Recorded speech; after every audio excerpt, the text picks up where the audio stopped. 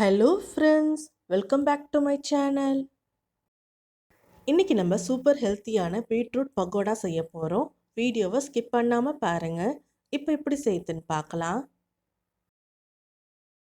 முதல்ல ஒரு மிக்சிங் பவுல் எடுத்துக்கலாம்.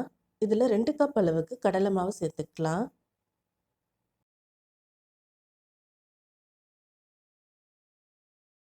துருவுன ஒரு பீட்ரூட் சேர்த்துக்கலாம். ஒரு வெங்காயம் நீல வாக்கில் கட் பண்ணி சேர்த்துக்கலாம்.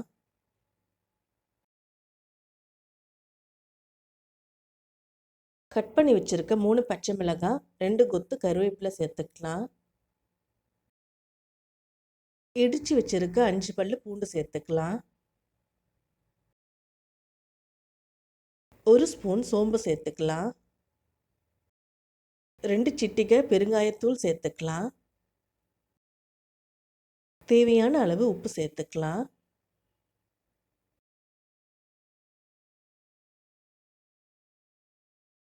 இப்போ இது எல்லாத்தையுமே நல்லா கலந்துக்கலாம்.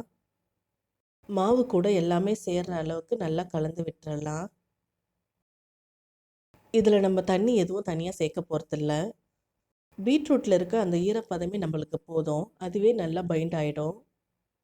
நிறைய குழந்தைங்க பீட்ரூட்டை சாப்பிட மாட்டாங்க. அவங்களுக்கு இது போல் பீட்ரூட் பக்கோடாலாம் செஞ்சு கொடுக்கலாம். அவங்க விரும்பி சாப்பிடுவாங்க. இப்போ மாவு நல்லா பிசைஞ்சாச்சு. பக்கோடா பதம் வந்திருக்கு பாருங்கள். ஸ்டவ்வில் ஒரு கடாய் வச்சு பொரிக்கிறதுக்கு தேவையான எண்ணெயை சூடு பண்ணிக்கலாம். இப்போ 2 ஸ்பூன் சூடான எண்ணெய் எடுத்து பக்கோடா மிக்ஸில் சேர்த்துக்கலாம். இப்போ அந்த ஸ்பூன்லேயே நல்லா கலந்து விட்டுருங்க. சூடான எண்ணெய் சேர்க்கறதுனால கை வச்சு மிக்ஸ் பண்ணாதீங்க. சூடான எண்ணெய் சேர்க்கும் போது பக்கோடா நல்லா கிறிஸ்பியாக வரும். கொஞ்சம் கொஞ்சமாக பக்கோடா மிக்ஸ் எடுத்து இது போல் எண்ணெயில் போட்டுக்கலாம். இந்த பிங்க் கலர் பார்க்குறதுக்கே சூப்பராக இருக்குது.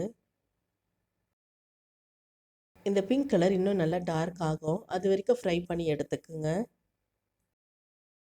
2 நிமிஷத்துக்கு மீடியம் ஃப்ளேமில் வச்சு ஃப்ரை பண்ணுங்கள். ஒரு பக்கம் நல்லா ஃப்ரை ஆகிடுச்சு. இன்னொரு பக்கம் திருப்பி போட்டுக்கலாம். ஃப்ரை ஆனதுக்கப்புறம் பாருங்கள், நல்லா டார்க் பிங்க் கலர் வந்திருக்கு. தேவையான பொருட்கள் எல்லாமே டிஸ்கிரிப்ஷனில் கொடுத்துருக்கேன். உங்களுக்கு தேவைன்னா போய் பார்த்துக்குங்க. இப்போ 2 பக்கம் நல்லா ஃப்ரை ஆகிடுச்சு. எண்ணெயை வடிச்சிட்டு ஒரு பிளேட்டுக்கு மாற்றிக்கலாம். கிட்ஸுக்கு நீங்கள் ஸ்கூல்லேருந்து வந்ததுக்கப்புறம் கூட இதை செஞ்சு கொடுக்கலாம். மிச்சம் இருக்க பக்கோடா மிக்ஸையும் இதே போல் போட்டு பொரிச்சு எடுத்துக்கலாம். இது பொரிச்சிட்டு இருக்கும்போதே பாதி தட்டு காலி ஆகிடுச்சு.